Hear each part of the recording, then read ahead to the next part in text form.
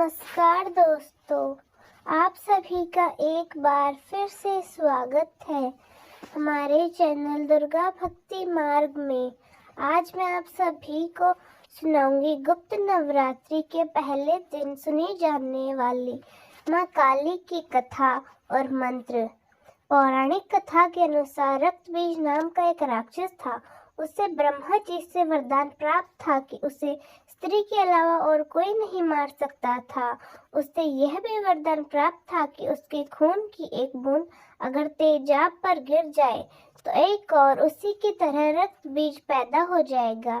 इस प्रकार रक्त बीज देवताओं और ब्राह्मणों पर अत्याचार करके तीनों लोकों में हाहाकार मचाने लगा। सभी देवतागण रक्त बीज से परेशान होकर उसे मारने की कोशिश करते, लेकिन जैसे ही वे उससे मारते उसके रक्त की बूंद नीचे गिरती और उससे भी शक्तिशाली एक और रक्त बीज पैदा हो जाता। इस प्रकार सभी देवता उसे मारने में असमर्थ हुए। युद्ध के मैदान में वे सभी असफल हो गए।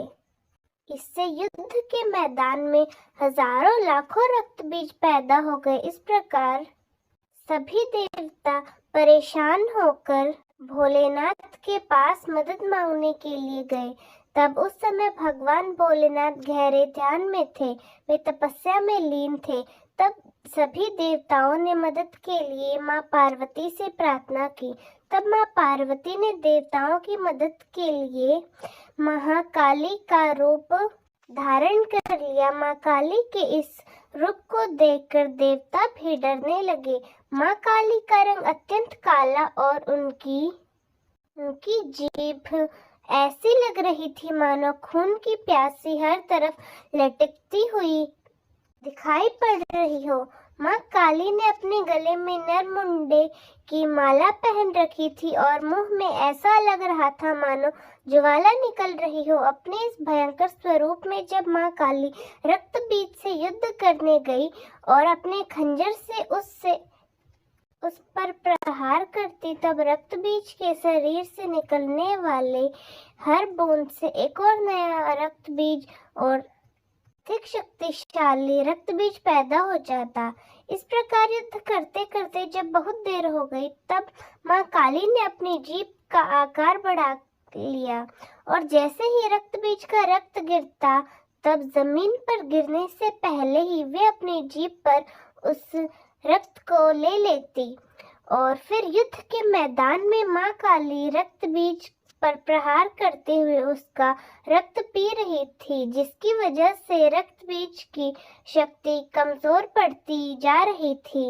इस प्रकार रक्त बीज धीरे धीरे कमजोर होने लगा और फिर माँ काली ने उसका वध कर दिया। रक्त बीज का वध करने के बाद माँ काली का क्रोध शांत नहीं हो पा रहा था। तब सभी देवतागण उनके विकराल स्वरूप के सामने आने से डरने लगे, क्योंकि उसके सामने जो भी आता वे उनका विनाश करती जाती। क्योंकि माँ काली इतनी क्रोध में थी कि उन्हें स्वयं नहीं पता चल रहा था कि वे क्या कर रही हैं।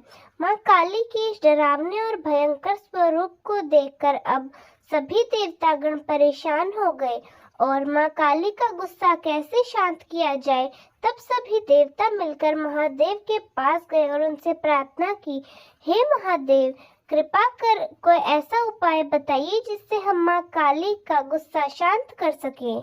तब भगवान शिव ने बहुत सारे प्रयास किए, किंतु महाकाली का क्रोध शांत नहीं हो पाया और वे तांडव करती रही, विनाश करती रही। आखिरकार तब भोलेनाथ ने खुद को माँ काली के पैरों के बीच में गिरा दिया और जैसे ही माँ काली ने भोलेनाथ के ऊपर पैर रखा, तब माँ काली का क्रोध शांत हो गया और फिर से वहाँ माँ काली से माँ पार्वती बन गई।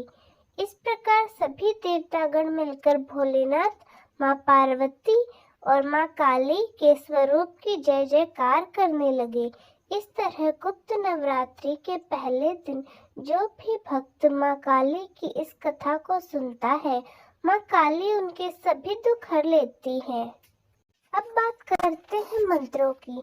तो इसमें कम से कम पूजा करते समय 51 या फिर 108 बार मंत्र का जाप करना चाहिए। मंत्र है काली काली महाकाली, काली के परमेश्वरी, सर्वानंदकरी देवी नारायणी नमस्तुते।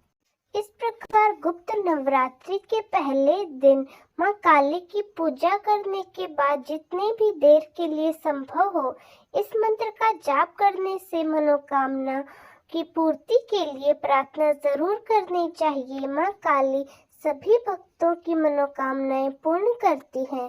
दोस्तों, कैसी लगी आपको हमारी आज की कथा? कमेंट्स में जरूर बताएं। धन्यवाद।